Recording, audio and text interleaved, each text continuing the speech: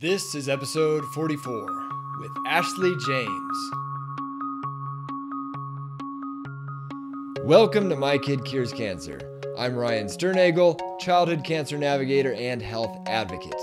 Each week we'll talk to a new expert on healing cancer or human optimization to bring you one step closer on your path to preventing or reversing cancer and attaining true health. Thanks for spending some time with us today. Now let's dive into this life-saving information you're not going to hear about in the hospital. We all know anxiety about our health problems is bad for our health, but what do we do to get rid of the anxiety when we still have the health problems? We are about to find out from Ashley James, an entrepreneur, coach, and podcaster of the Learn True Health podcast, where she interviews holistic health experts and doctors of naturopathic medicine. Through the interviews, her expert guests teach listeners how to gain health naturally through holistic medicine, diet, supplemental nutrition, and lifestyle changes. Ashley makes sure that listeners learn natural medicine life hacks for gaining energy, better sleep, a boosted immune system, and an overall feeling of awesomeness. And this was cool to get someone on the show just like us, a regular person learning for themselves as they go by interviewing various quote-unquote experts and picking up a whole lot of very valuable knowledge along the way. That being said, Ashley has recently dove deep into the topic of anxiety and how to remove it from your life. And when I heard that, I was really excited to get her on the show because from a tools for dealing with cancer perspective, this is huge. We all know the term scanxiety, where you're going along feeling just fine about everything you're doing, but then all of a sudden some type of scan comes around the corner and you start second guessing everything. It's a very real part of our lives, and what Ashley had to say was extremely beneficial for me to hear, so I am excited to get to share it with you. Specifically, we talked about the one thing that almost all people who come back from a serious diagnosis of some kind have in common, no matter what physical route they actually took, and that is, of course, their winning, healing mindset. Ashley shared some incredible studies and insight into just how strong the mind-body connection is, and why, therefore, it is so important to be paying attention to if we really want to be doing everything we can to heal, and also what this means in terms of anxiety. What anxiety really is and how it's categorically different from every other type of emotion, what it's telling us, and some incredible techniques for making it go away in the moment it's happening and keeping it away thereafter. We are thrilled to have you here with us at My Kid Cures Cancer, where it is our goal to bring all sides of the discussion on how to heal cancer and be truly healthy to the same table to give you one place to tune into for the most well-rounded perspective possible. This show and everything we do at My Kid Cures Cancer is inspired by my wife Teddy and I's experience with childhood cancer, bringing our son Ryder back from a stage 4 cancer diagnosis to the happy, healthy little boy he is today. We will get to Ashley straight away, but before we do, you probably know by now, but I'm going to tell you anyway, that the information you hear on this show is for informational purposes only and is not intended to be a substitute for medical advice, diagnosis, or treatment. And I'll also give you an update on the big announcement we made here last week that I am now sans day job, and we are making everything we do here the full-time job, which is a really good thing because I was basically putting in a full-time job's worth of work anyway. So now I just have the one full-time job, and we are definitely off to the races. I am working around the clock to finish our definitive childhood cancer course, which is no less than everything we've learned over the last 4 years now, going through childhood cancer ourselves, doing everything we can from an integrative and holistic perspective to ensure that our son lives a long, happy, healthy life. Now we're working with hundreds of other parents to do the same, going to a ton of these integrative health and cancer conferences, and interviewing all of the incredible guests we've had on the show, all together in one course that takes in all aspects of successfully going through cancer, not just the supplements and nutrition and treatment aspect of it, but the practical stuff like how are you going to afford all of this? How are you going to make it work in your life so that it actually gets done? How to keep the kind of mindset and energetic levels we've been talking about over the last few episodes here, and specifically all of the considerations that come along with making this all work with a child, all in one place. We are super excited about it, to say the least. And I'm also super excited that Teddy, right along with me in this process, is working on her cookbook that has been so highly demanded on Facebook and Instagram. And this is going to be not just any old cookbook. She does have a ton of recipes in there, but there's also a big teaching you to fish rather than giving you the fish aspect, so you can always feel confident in your ability to throw something healthy and nutritious together no matter what the circumstances. Again, more of this how do you actually make it work in real life theme. And there is at least one more massive undertaking that we're really excited to let you guys know about as soon as a few more details get ironed out. All very exciting stuff. In the meantime, I should probably let you know that if you've been thinking about pulling the trigger on that sunlight and sauna, there has never been a better time than now to start putting your health first. And when you let them know that you want that $150 off for being a My Kid Cures Cancer listener, it'll be a win for all of us. Let's just put it that way. All right, let's get to the interview with Ashley James.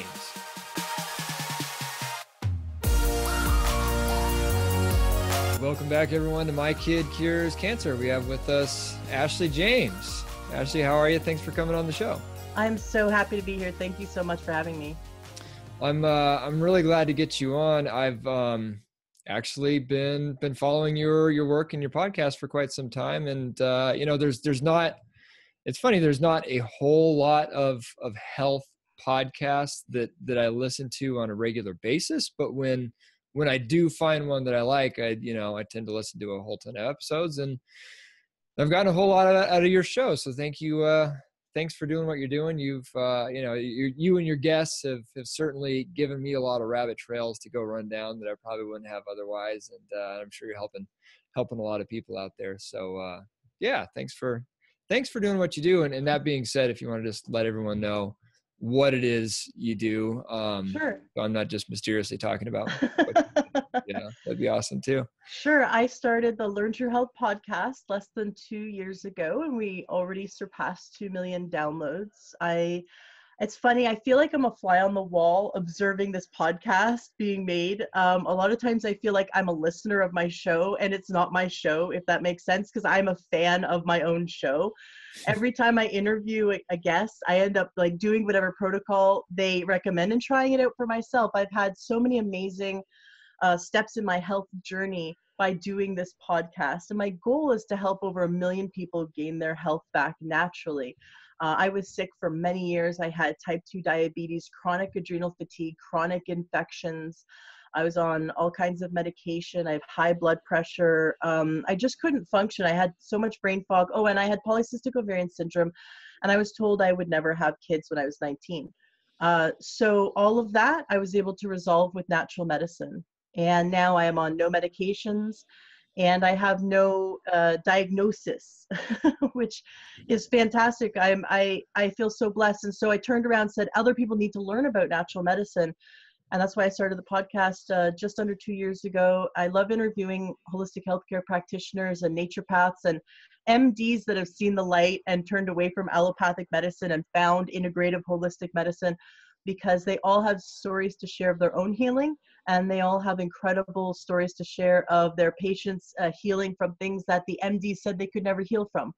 And that's why I love what you do, because I bet a lot of the parents have heard the statistics from their oncologist, from their pediatric oncologist, that, you know, their child has to have the radiation, has to have the chemo, and has to have this, or they'll, you know, they won't have a good outcome. And I hear over and over again from, I've interviewed over 220 doctors now, and all of them say the same thing, that the conventional MDs will give you these statistics, or these basically they'll sign your death warrant. They'll sign your death certificate. They'll say, if you don't follow my route, you're gone. And it's totally not true. It's totally unfounded, that there are so many other ways to healing. And the more we go down this rabbit hole, the more we see that anything is possible. But if we start believing that the only route is this one route, like the allopathic route, the only route is this one way, then we cut ourselves off from all the other possible ways of healing. And we have found that there's a huge link between the body and the mind, that when the mind believes it can't heal, it's a self-fulfilling prophecy.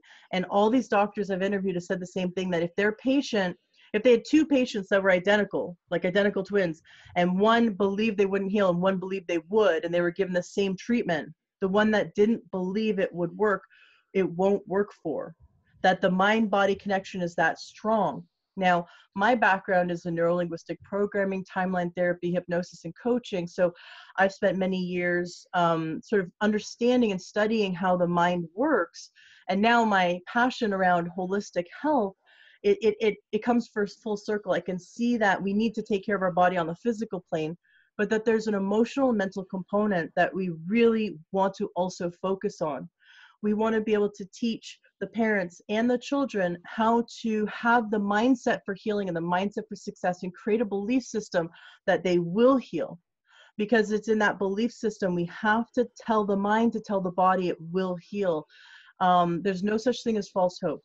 And do not let an OB, if an OB doesn't says something about, I don't want to give you false hope, just fire that OB, fire that oncologist, and go to a different oncologist that will work with you. I know I'm probably like preaching the choir here, but do not let any medical practitioner on your team that doesn't have a belief system that you will heal or that your child will heal.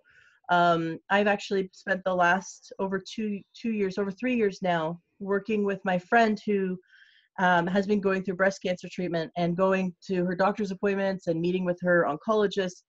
And we had to fire several oncologists. We had to go through a bunch of doctors and fire them. And after we interviewed them or hired them and then said, no, this isn't working, because they had a belief system that you can only do this one thing or you'll die.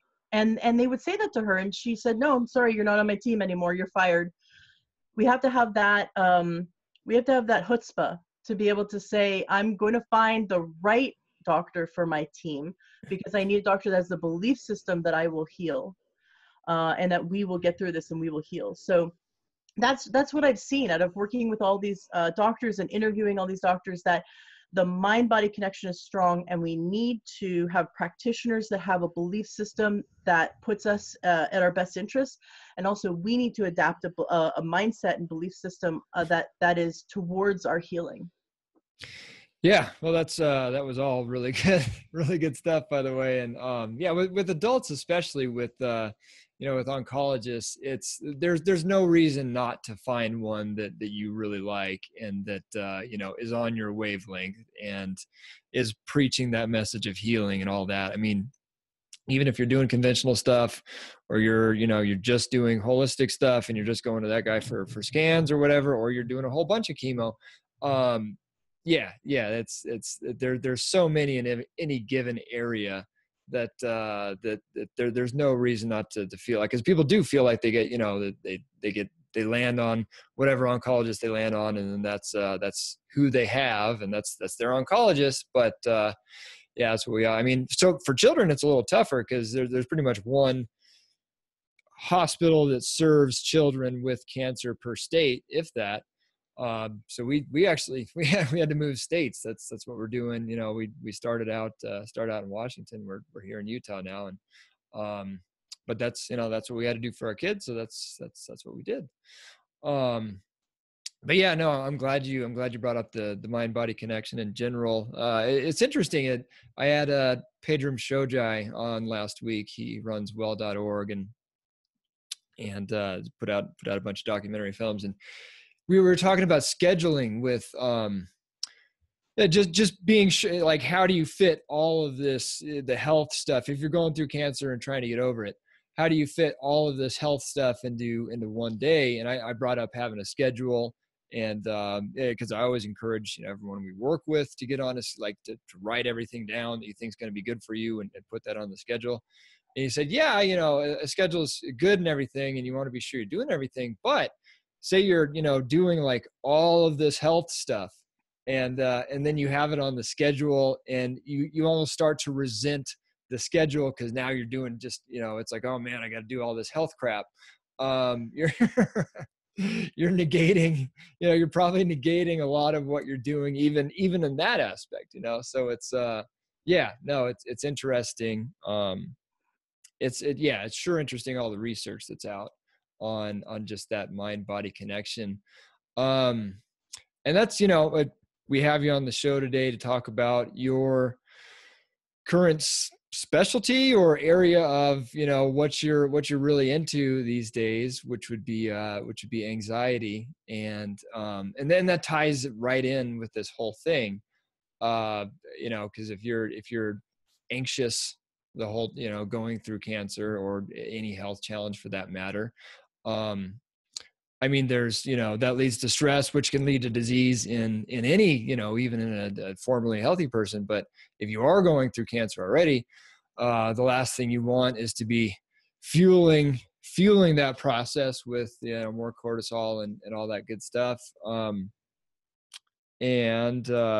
was just telling you before we got started, there's, you know, a term in the cancer world called scanxiety. It's, you know, you're fine for a couple months, and then you got that MRI coming up, and all of a sudden it's, you know, you start second guessing everything you've been doing, and, you know, you haven't been doing enough, and so on and so forth. So I don't know. Do you want to just get into, I suppose, just any, you know, any research or anything of note on just, you know, how the mind body connects, like how can we really validate this on a quote unquote scientific scale? Sure. And then just kind of your process going forward, I guess. Sure, absolutely.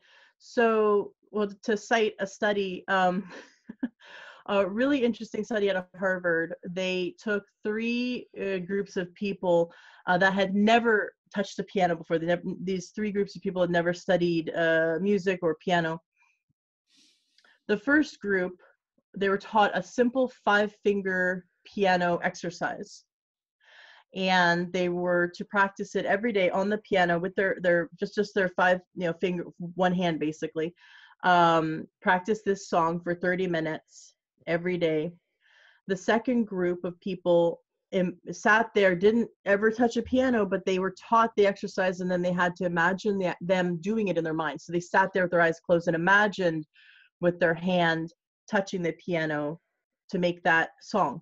The third control group was not taught the song and just allowed to play with the piano. Go play, and see if you can make a song. And what they discovered when they looked at their brain maps, so they hooked up their brains to electrodes and they looked at the brain maps, they found out that those who imagined doing the work and those who did the work had brain maps that were 3 times larger than those who just aimlessly played a piano. But what was really interesting is that those who played in their mind and those who played physically, they were the same brain maps. They basically, it proves, and they've done this study in different ways. They had college basketball kids. They did the same thing where they took college basketball kids and they had them practice these shots, and it was like, you know, from halfway through it's not a field, it's a court. Okay, I don't know anything about sports, but halfway down the court, they were throwing balls and getting them into the hoop. Excuse me.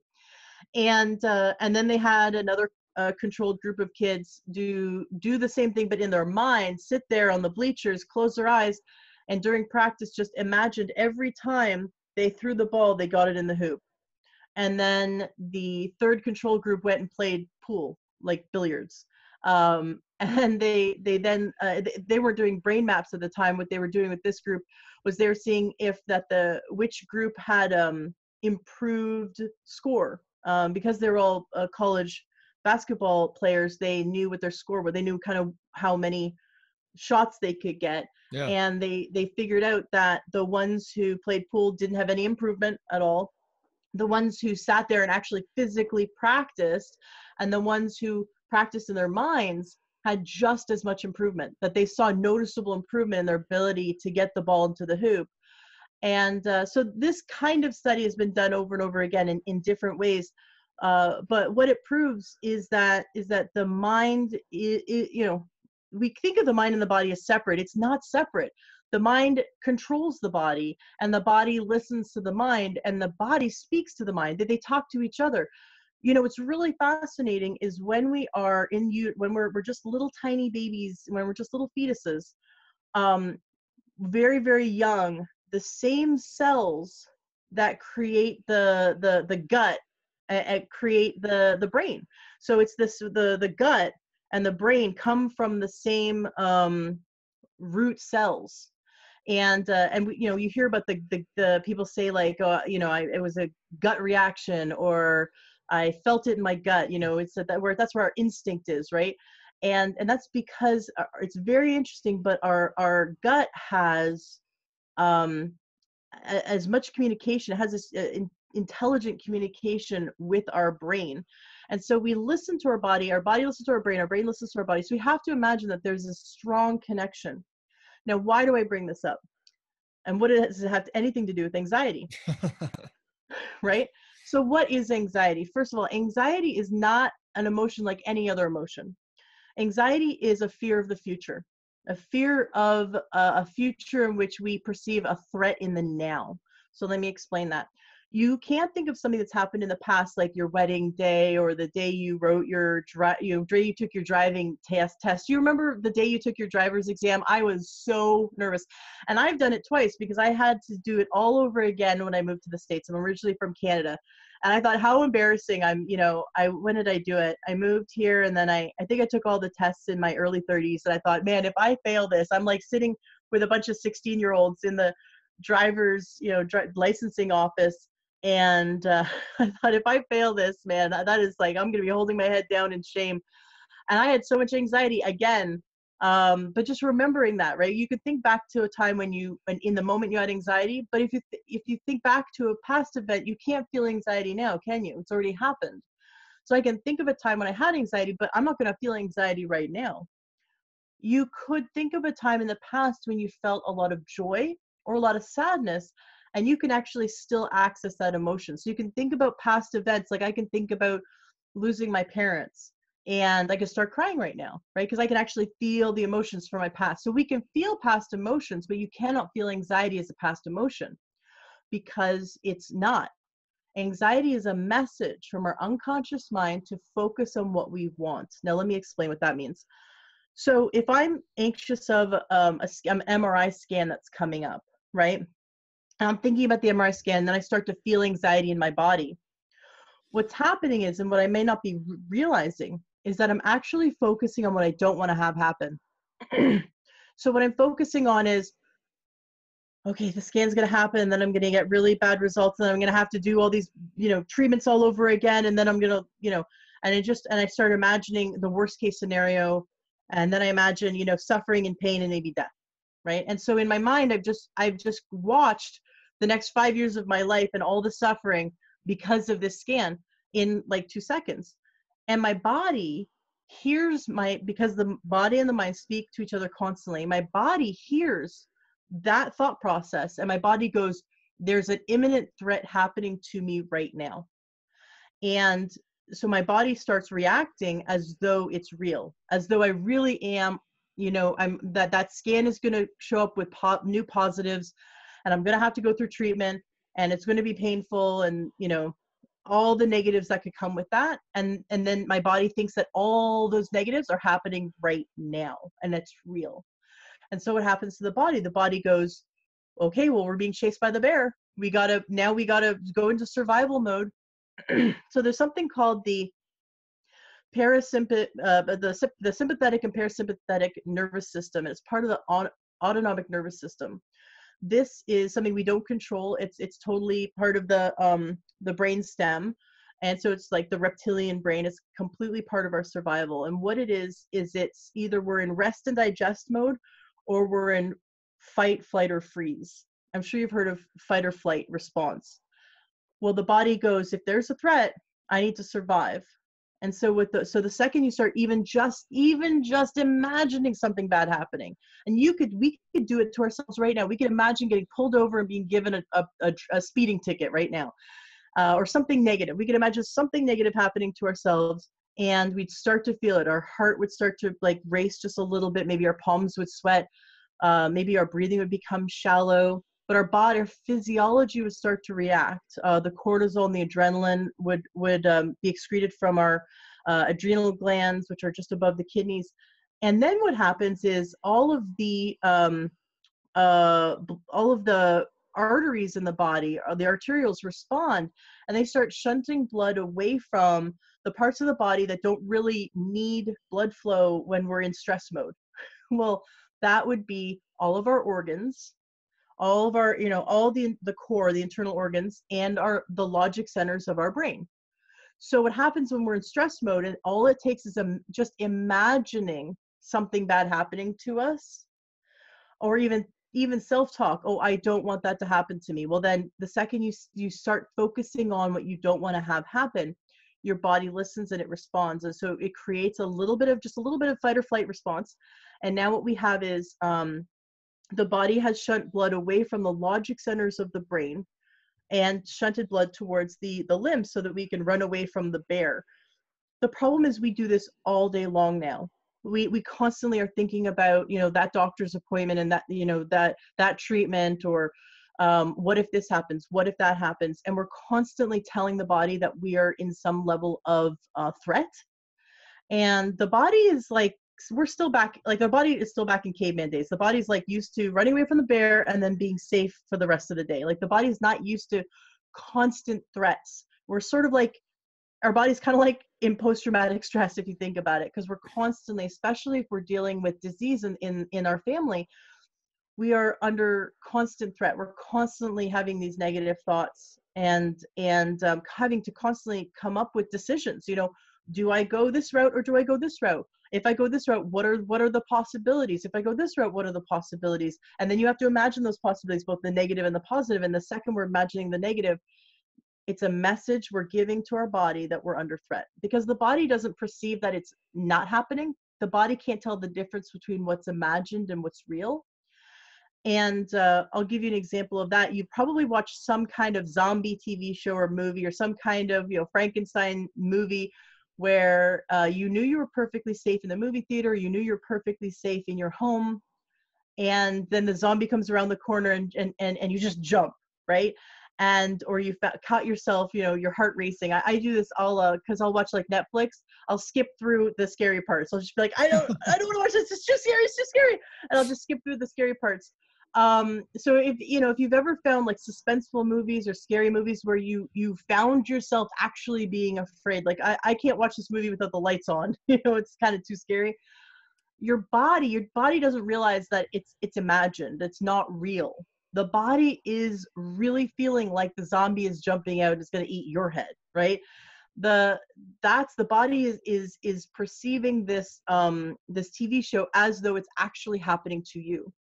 The same goes for your thoughts. And so what we need to do is we need to figure out how to set up our communication with our body so that the thoughts that we have and the perceived future that we create in our mind, and it's just a few seconds. We imagine something for a few seconds and our body's already taken the cue to go into stress mode. And so we need to figure out how to gain control of this computer we have between our ears, and the messages that we give to our body. Because we want to always have our body be in, as much as possible, the autonomic nervous system parasympathetic response, which is rest and digest. And that means that then we have full blood flow to the logic centers of our brain, the upper cortex. We're able to think clearly and make logic-based decisions. Just as a side note, never ever make any treatment decisions for you or your child when you're under stress. If you feel your heart racing a little bit, if you're in a state of fear, you tell the doctor you need 24 hours and you take a few breaths. You say, listen, as a family, we need to take 24 hours and digest what you just said, and then we'll come back to you with the decision. And then you need to go do some deep breathing. I've got a whole list of things that you can do for managing stress, but there's two things. There's preventive medicine, which is like on a day-to-day basis, you should manage your stress, right? Do preventive medicine like yoga, deep breathing, meditation, going for walks, essential oils, like the list goes on and on. Tai Chi, Qigong, all kinds of things that just you do every day just to keep it at bay. And then there's things that you want to do when you actually feel the anxiety happening, when you feel the stress. So anxiety is not an emotion like sadness, fear, hurt, guilt, happiness, joy. excitement. It's not. Anxiety is the body telling you that it's now in fight or flight mode because of what you're focusing on. So if you can use anxiety as a tool, if you can use it as it is the dashboard on your car, it's like the car dashboard saying that your engine's about to overheat. And you go, oh, my engine's about to overheat. Okay, great. Well, let's pull over and see what we can do about that, right? So it's that dashboard light going, we're going in the wrong direction. You need to know that. You need to know that your body has switched into that fight or flight response, that your body is going that direction where it is shunting blood away from the logic centers of your brain, because you may not realize it, but you cannot make logic-based decisions when you're in stress mode. And yet we do all the time. And the oncologist will pressure you. It's just sick and wrong that they will tell you something and then they'll kind of pressure you to make a decision now, and they'll give you that sense of urgency that you have to do it now. You have to do this. You have to get on the books right now to start the treatment. Well, wait a second. You haven't had a chance to digest or catch your breath. What you really need to do is you need to make sure that you get out of stress mode, so you get control of your brain back, because you want to make logic-based decisions. And so then I'm going to teach you a technique that you can do. And then once you know that you're in the parasympathetic nervous system response of rest and digest, then you can make logic-based decisions about your family's care. And that's the biggest thing about anxiety, is just understanding that it is your friend, in that it is the message from your body to your mind. It's your body communicating back. So your mind tells your body to do things all day long. Anxiety is your body telling your mind, hey, we're focusing on what we don't want, and we need to either we're going down this road of fight or flight, or we need to change directions.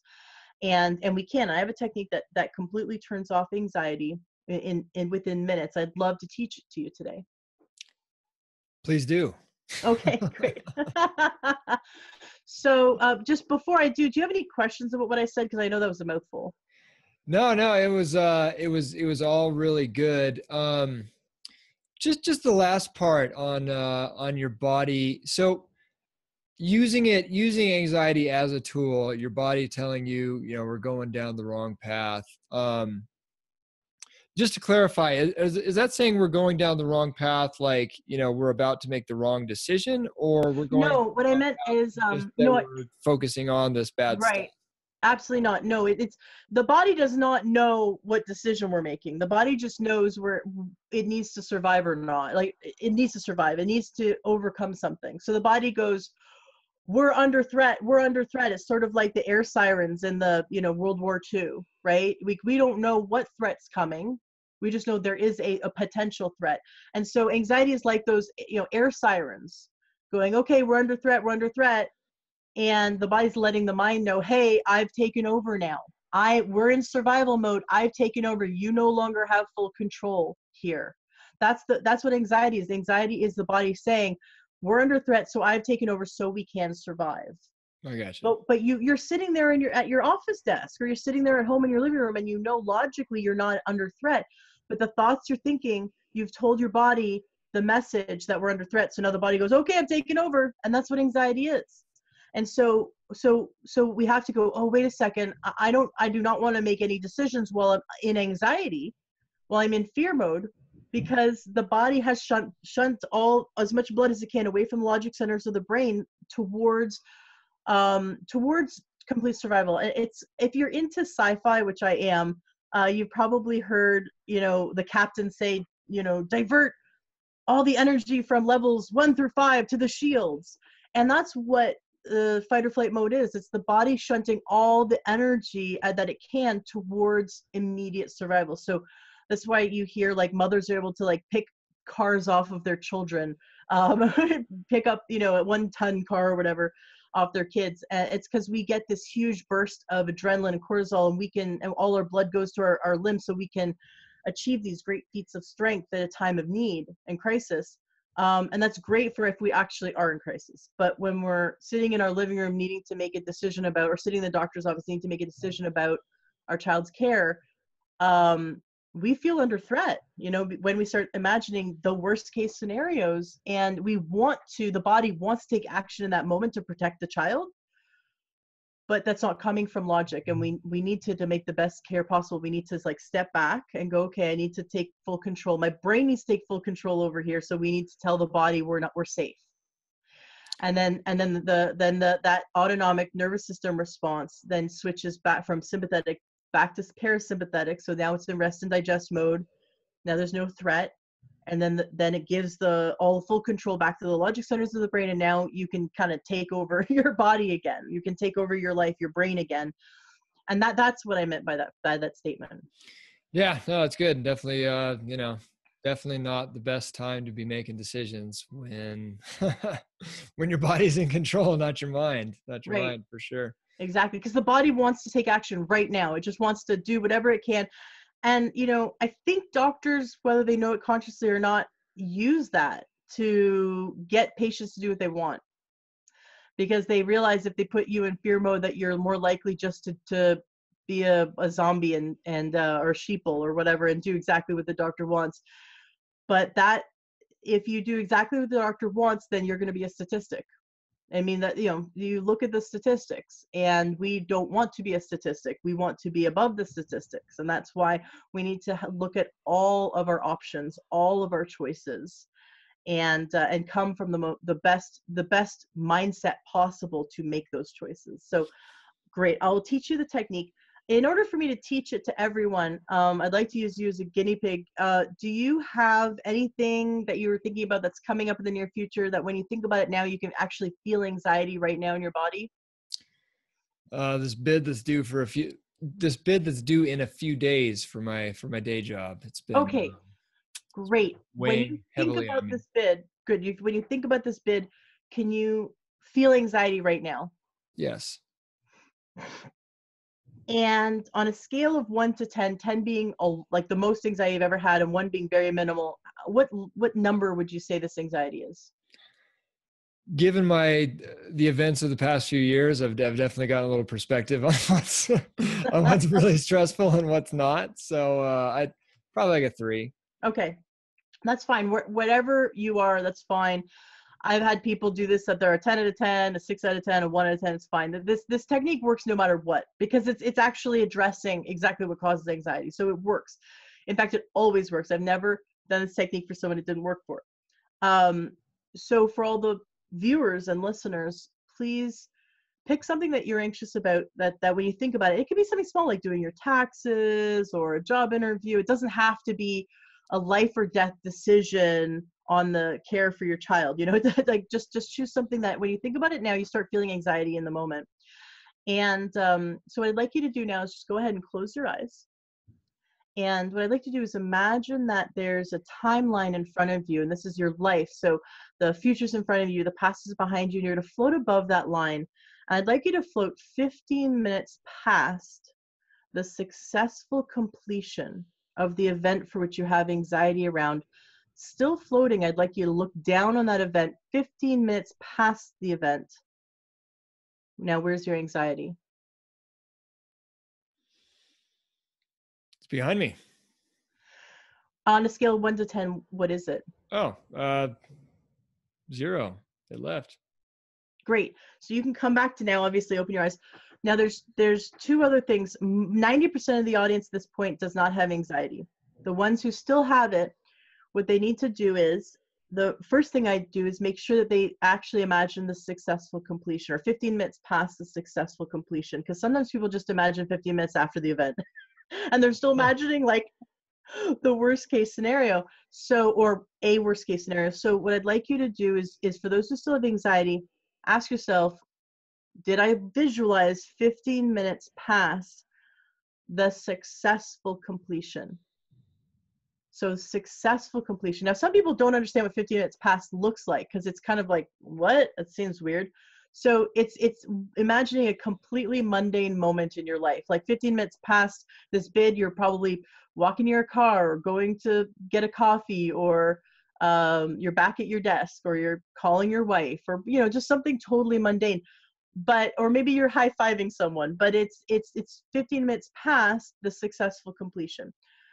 So now probably about 99% of the people at this point, once they've imagined 15 minutes past the successful completion, now their anxiety is totally gone. Those who still have anxiety, they still have a layer, there's layers to their anxiety. I'll give you an example. I was working with an author who's also a podcaster, and he had his second book coming out and he's very anxious about it. And so I had him go 15 minutes past the successful completion, and his anxiety went from a 6 to a 2. And then I said, okay, great. So what are you anxious of now? Because he imagined the successful completion of his book launch. And he still had a little anxiety left. So I imagined that there were still some layers there. And I said, what are you anxious of right now then? And he thought about it, and then he had this aha, and he realized, what I'm really anxious about are all the reviews. And I said, okay, so go 15 minutes past the successful completion of all the reviews. And that could be like 2,000 years from now, because it's on Amazon, right? And so he said, okay. And it took him a second to just, wrap his brain around the successful completion of all the reviews. Now, what he had to do is he had to imagine success, right? He had to imagine like 4 to 5 or maybe 5 stars, right? Of hundreds or thousands of reviews. And I said, where's your anxiety? He says, it's gone. And then his entire physiology changed.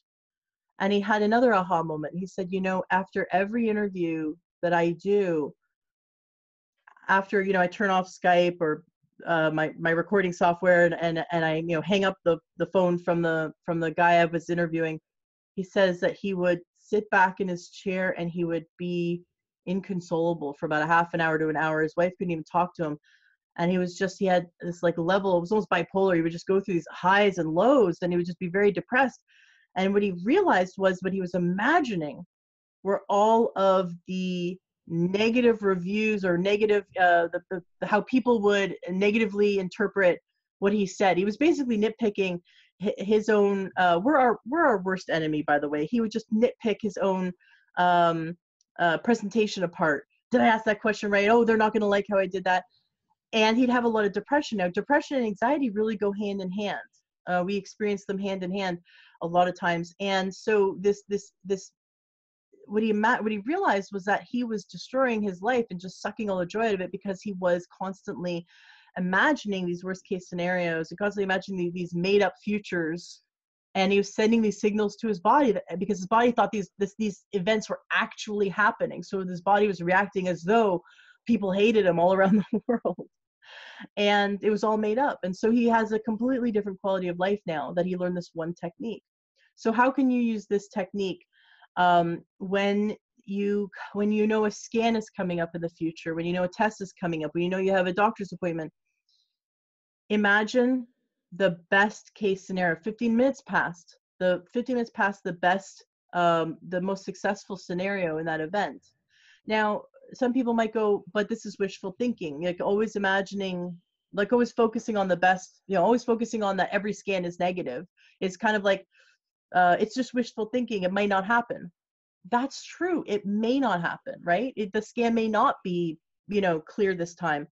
But you focusing on this idea that it is like, it's a bad scan and it's going to be a bunch of positives.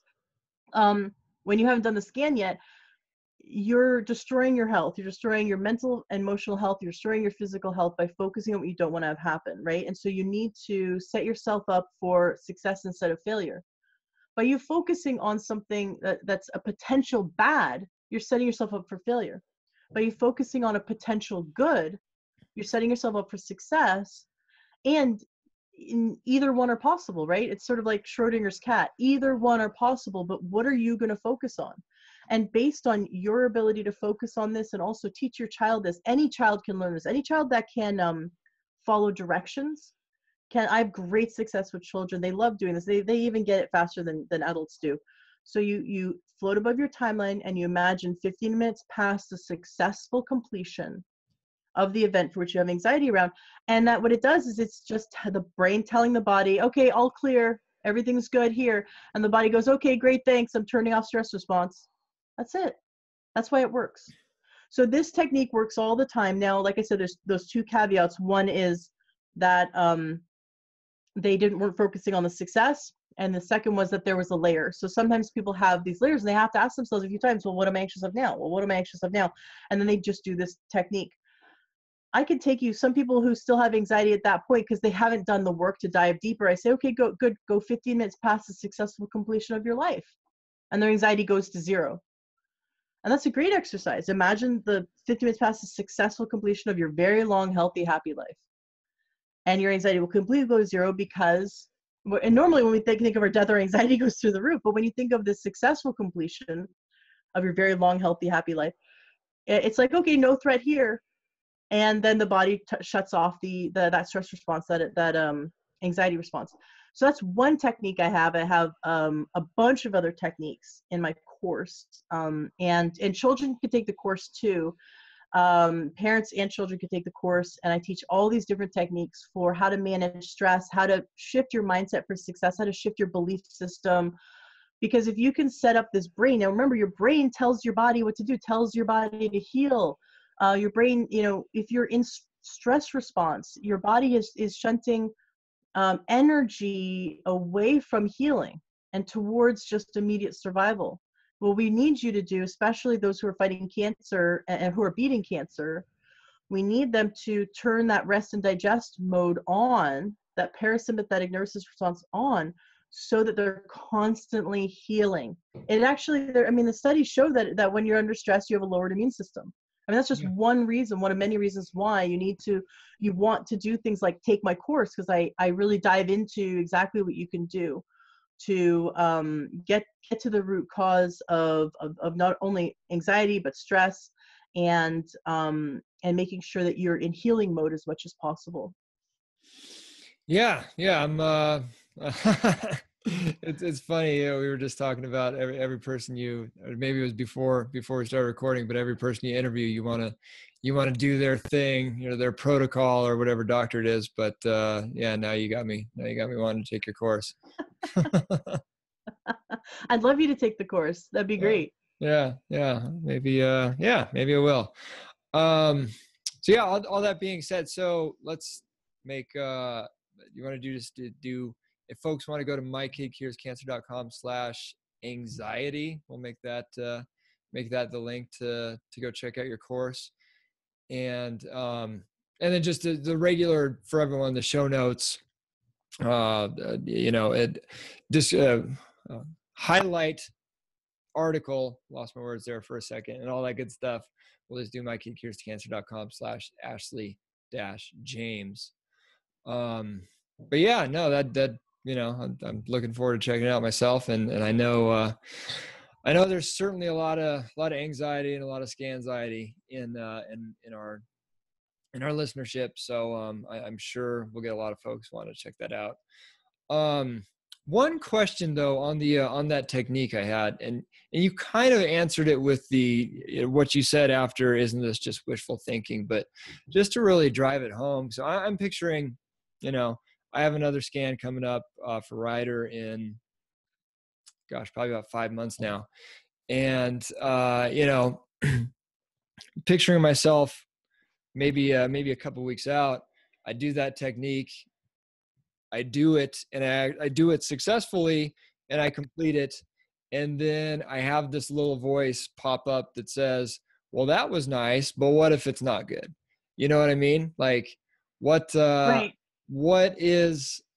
How do you combat that? Right. So what you're doing is we're creating new neural pathways. If you're someone who has kind of been the doubting Thomas, or waiting for the shoe to drop, or, you're always going to go look at that you have that voice kind of go to that negative side. You've created over many years, 30 plus years, you've created neural pathways. So, it's sort of like looking at a field of grass, and if a bunch of people always walk this one way, it's built a pathway right into the grass, and now you've got to go a different way. Now you're used to, and it's so easy for the brain, because once the brain's wired a certain way, it's easy to just go down that one path, right? But that one path is focusing on what you don't want to have happen, or thinking about the negatives, or being the doubting Thomas. And now we need a new path, because we know that this way works better. but now you have to walk through the field of grass and kind of beat down the grass a new way. It takes doing it over and over and over again until that new neural pathway is established. And so that's why practice and repetition come in handy. You've probably heard it's 21 days to make or break a habit. It's actually more like 60 days, believe it or not, depending on the habit, and depending on the frequency, that the amount that you practice it. What I can tell you is that when you do this one exercise over and over and over again, eventually your brain, and it doesn't take too long, but eventually your brain will go this route, will start imagining the success without needing to go, what if this happens, what if this happens? But you bring up a really good point, because a lot of times people say, well, I need to think about the negatives in order to prepare. And what I'd like to say is that it's possible that you probably haven't been preparing, you've been lamenting. So, I live right where you grew up, right? I live in the state of Washington near Woodinville, and we have apparently this big earthquake, knock on wood. We have this big earthquake coming that I hope I never have to live through. But, they keep saying that we're set for like a 9.0 earthquake. And I could totally stress about it, right? I could lament about it. I could think about it. I could think about, oh my gosh, we're all going to die. And I could get into stress mode just thinking about it. And then the media loves to do that, loves to get us all excited about it. But that's not really helping anyone, right? Would it really help me or help any of my family members to think about we're all going to die in an earthquake? That doesn't set us up for success. What I need to do is prepare. And so what does preparation look like? Okay, well, in an event of an earthquake, what do I need? And I do my research. And then I've got my water, we've got our emergency backpacks, we've got our exit plan, we have our family plan, we've got our food. And so we sort of have everything that we need to prepare in case of an emergency, not just an earthquake, but any emergency. Great, now we're prepared. Now I can stop thinking about it, right? I've got everything I possibly need to be prepared for an earthquake, right? And now I can turn that off. Okay, done. It's just part of the checklist. I've checked it off. So there's no ammunition for that little voice that goes, well, what if this happens? Well, it's fine. I've got my food, my water. We've got our family plan. That's all we need to do to prepare. Anything else, any more energy towards thinking about an earthquake is lamenting at this point. So a lot of people think they need anxiety to prepare, but they're not. They need anxiety to lament. And lamenting is not serving you. It's not serving your family. But preparation is. And preparation does not require any anxiety at all, because you're not focusing on your family all dying in an earthquake. You're focusing on your family surviving. Because imagine I'm focusing on the successful completion. Well, what would the successful completion of an earthquake look like for my family? Oh, well, we have our water. Okay, good. Well, we have our backpacks with all of our survival gear. We have our plan, our exit route, or whatever we planned. And so what I'm imagining is the successful completion. So when you imagine for your child the successful completion, and then you're going, okay, well, what did I do to get there? Well, we stuck to our nutritional routine, and we did all the these things with the food and these things with the doctors, and we did our research, and we did all of our fun family time to de-stress. And so you imagine all these different components that led up to it, because you're imagining the success. But when we get into that fear mode and we imagine the failure, then we just shut ourselves off from possibility, and the logic centers of the brain go away, and then we don't have the ability to think multi-directionally with all these different therapies, right? Because we're stuck in that survival mode again. So that's why what we need to do is get ourselves out of that anxiety response so that we can prepare. That was really good.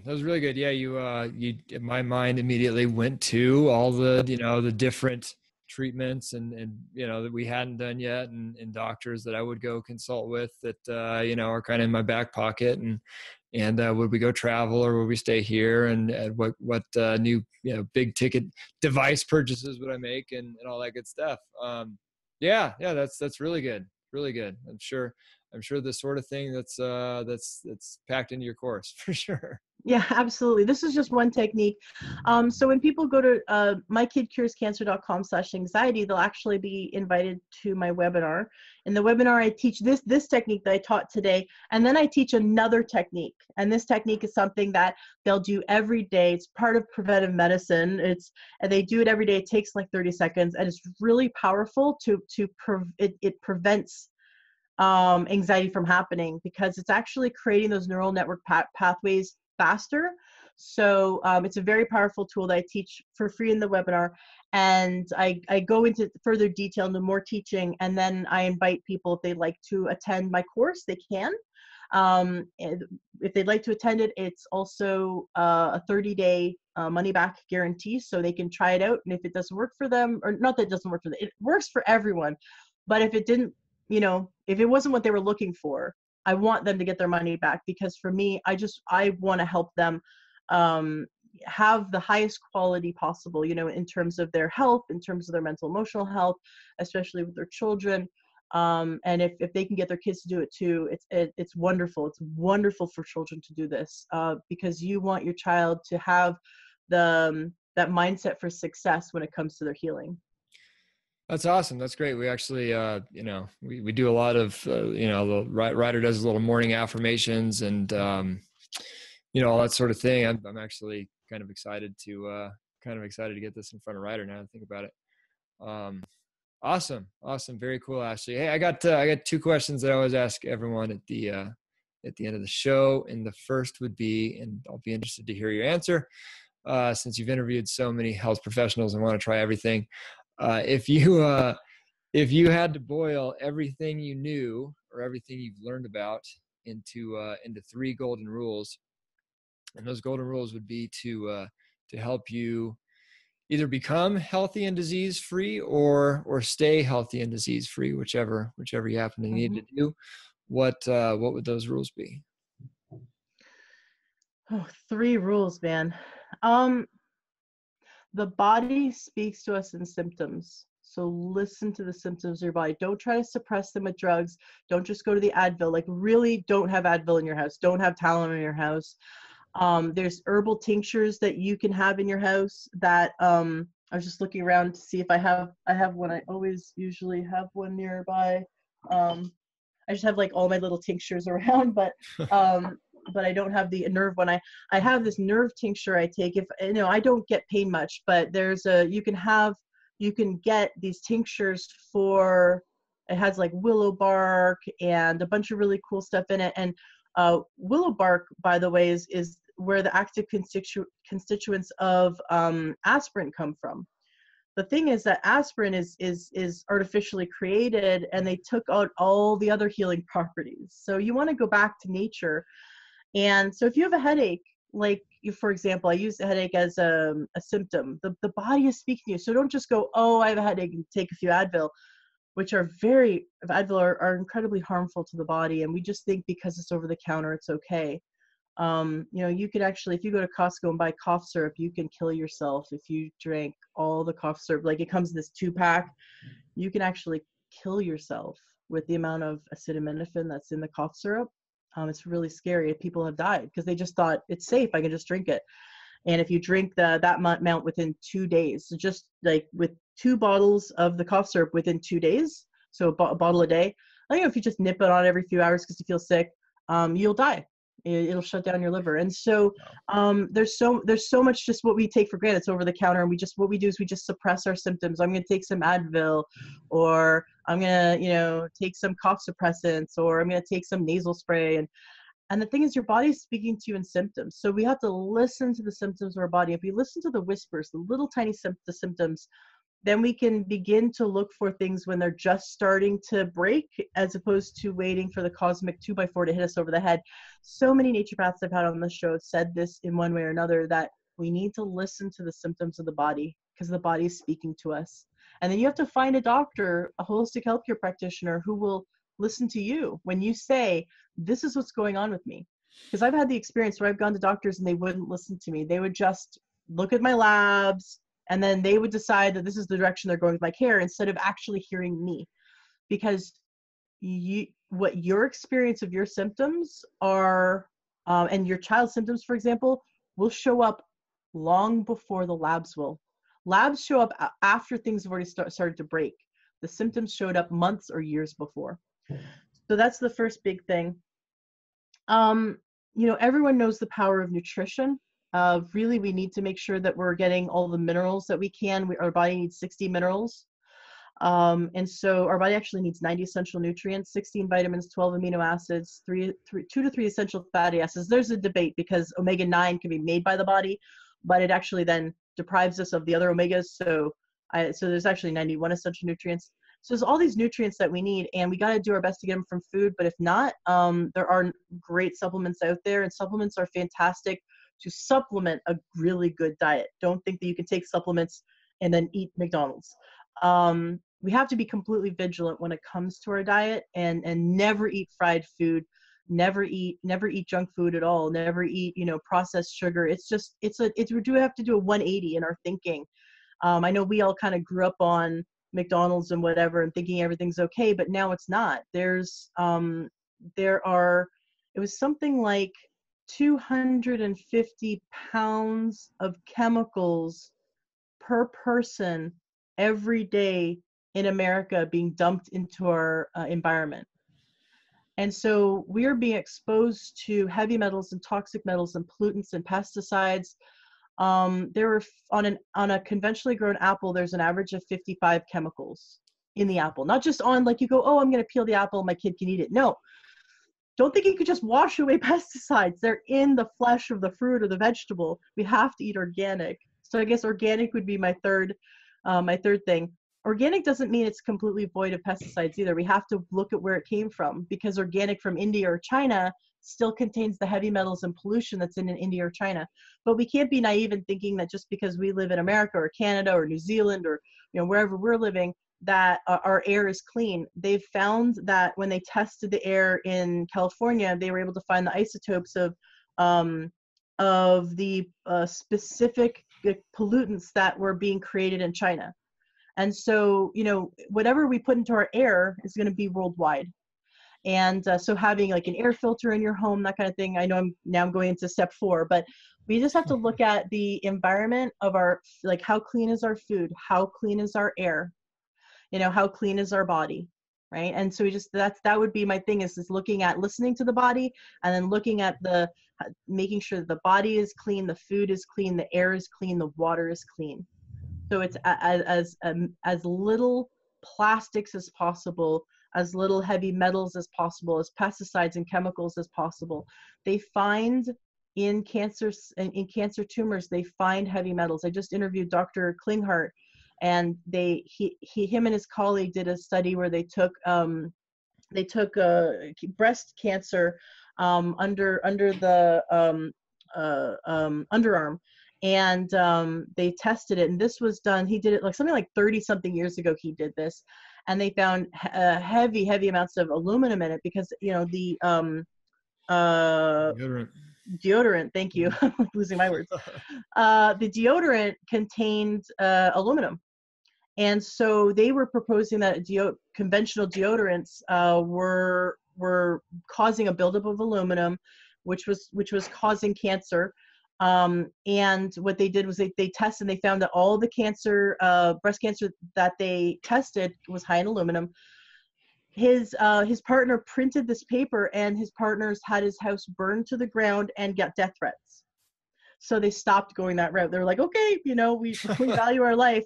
But this is what happens. Like, we have to consider that all of the pollutants and chemicals that's being dumped worldwide is now taking a great toll on our body, and on unfortunately also on our children, because it's the chemicals that are being passed down from mother to child, are being passed down generationally. They're finding that there were vaccines given to our grandparents and our parents that, just depending on how old you are, that they can find in 3 generations down. They can still find those heavy metals and those the DNA, because it was like the DNA of a specific monkey.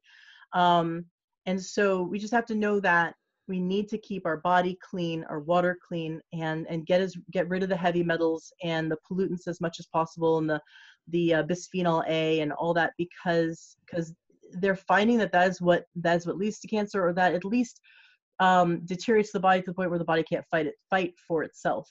And so if we boost the immune system of the body with natural medicine and detoxify as much as possible, provide as much nutrients as we can to the body, then the body will fight. And I've seen this in my friend who's been beating breast cancer for the last few years, that she went 100% natural route, and then she started to integrate a little bit of allopathic medicine in.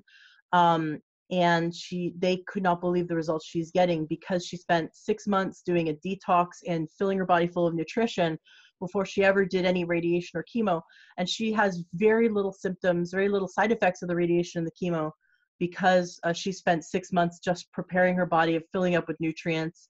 And whatever route you decide to go, you can always integrate as much nutrition and detox as you can to support the body. Usually not a bad idea. Yeah. Excuse me. I was picturing someday I'm going to do some sort of compilation of all the, the golden rules. And I'm not looking forward to trying to boiling that down, what you just said. I'm so sorry. I'm so sorry. No, it was all really good though. It was, brevity. It was really good. And brevity. yeah, especially on the, the detox stuff. We have a lot of parents following us whose children don't have cancer, but they're just, inspired to live healthier lives and so on and so forth. And that's what I've been, trying to get across more and more lately, is that, it's not just if your kid has ever gone through cancer or treatment or something like that you need to be thinking about how to clean them out. Brake dust is it's got heavy metals in there, and how often are you around lead? Lead is you think all of our gasoline's unleaded, right? Well, the jet fuel is not. So every airplane, I have heard that every before. airplane that is flying overhead and lead is heavy. So every airplane that flies overhead, lead is being sprinkled onto your children and yourself. Yeah. Yep. Good stuff. Lastly, if you just had any kind of final thought or sentiment for anyone going through cancer right now, just for themselves or a loved one, that'd be a good way to take it out. You have to know that you can beat this. You want to create a mindset that this is absolutely possible, that you imagine yourself 50 years from now, alive, healthy, healthy, kicking, just create a plan for your life and put goals in your future. People who have something to live for live. And so, plan a trip next Christmas, pay for the tickets, have things set up, have 10 or 20 events set up in your life so that you know that you have that thing to live for. You're going to live because you're planning. Like, if you plan out things, put goals in your future. Don't have just one goal in your future. Don't have one trip. Have like 15 trips in your future. 15. I use trip because it's so much fun to plan a vacation, but whether it's like, okay, you know what, I'm going to go back to school, I'm going to do some online course or something, or, I have all these books to read, or I've got to take care of my grandkids. I'm expecting my first grandkid in a few years, or whatever it is, like whatever you really, really, really love, put as many goals in your future so you can imagine yourself healthy and successful 5, 10, 15, 20 years from now. This is actually one of the exercises we do in my program. Is we take about 45 minutes. It's like so you feel so high afterwards, like so just unbelievably pumped up. You feel so good about your life.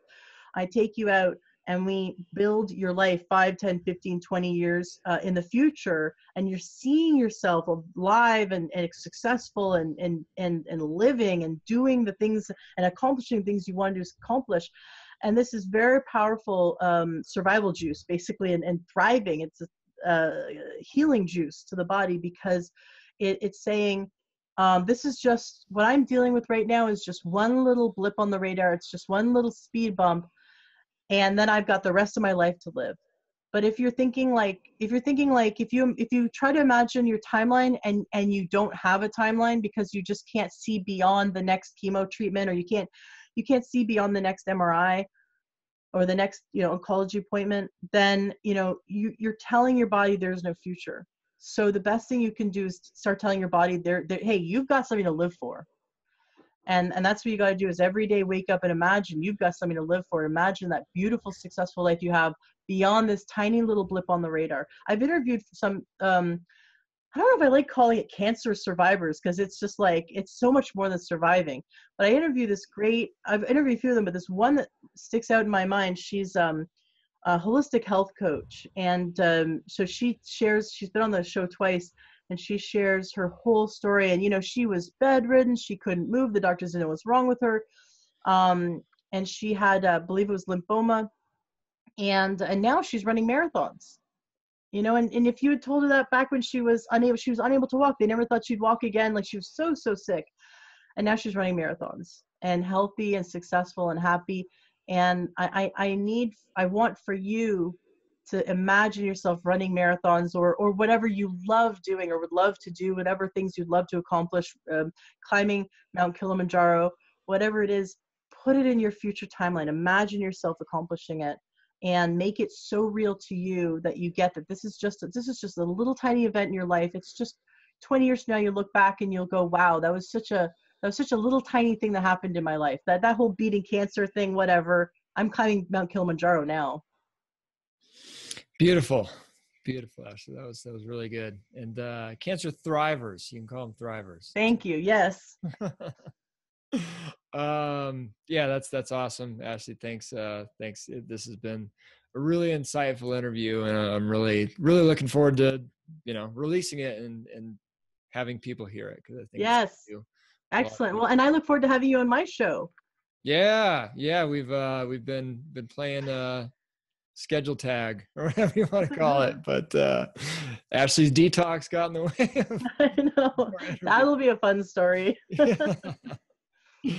Anyway, Ashley, do you just want to just again let everyone know where they can find all things Ashley James? Absolutely. Well, first of all, I definitely want them to go to mykidbeatscancer.com/anxiety, curescancer.com/anxiety. Sorry about that. And sign up for the free webinar. And if it's for you, take the course. I'd love you to do that. I'm going to be I want to support Ryan and his awesome work. So I'm actually going to be giving him an affiliate commission from anyone who listens to his show and then signs up for my course. So you know that you're both supporting you and your family by doing my course. But you're also supporting Ryan and what he's doing by buying it through that link. And so you're going to feel awesome while doing my course, knowing that you're also supporting Ryan. So that's great.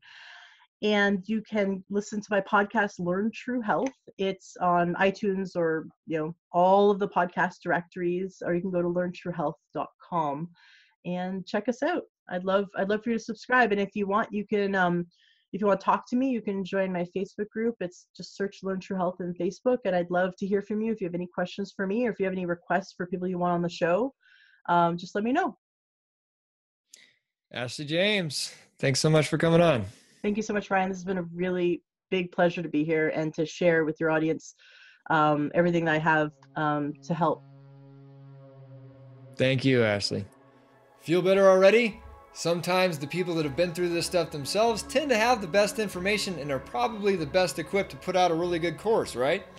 If you liked what you heard, as always, please give the gift of information to someone you love. The audio download, video interview, summary article, and our thoughts on how the information applies to childhood cancer, and links to all resources mentioned can all be found at mykidcurescancer.com/Ashley-James. Speaking of resources mentioned and courses, mykidcurescancer.com/anxiety is how to get that follow-up webinar Ashley mentioned. If you want more information on her course, all that's there as well if you want to take this to the next level. I've got a course of my own to finish. We will leave it there for now. Definitely stay tuned to the My Kid Cures Cancer Facebook page and Instagram pages for updates, and even better, sign up for the My Kid Cures Cancer mailing list at mykidcurescancer.com. That's where you get the real goods. We send you the best stuff we've been working on for the week, and our free Healthy Home Checklist, which is without a doubt the most comprehensive document I know of to get rid of everything that could be causing your family harm in your home and preventing true healing. One more thing, actually, I always joke about contributing to our Patreon account to help us keep the lights on around here, but that is now actually the case. Your small monthly donation of a couple bucks, whatever you want to do, will go a very long ways towards literally paying our bills while we work on continuing to bring you the best information and all the tools you need to heal that we can. You can find out how to do that at mykidcurescancer.com/crowd sponsor, all one word. Music was provided by TheFatRat and Tasty Network, and all production and editing was done by still future podcast segment host, but probably a little further out than we were thinking, so she can focus on being a very near future cookbook author, Teddy Sternagel. If you are going through cancer or any other major life challenge, or both more than likely from experience, from the bottom of my heart, I can tell you that the absolute best thing you can do is to keep going with all you've got. This is Ryan Sternagel signing out for now. God bless and Godspeed.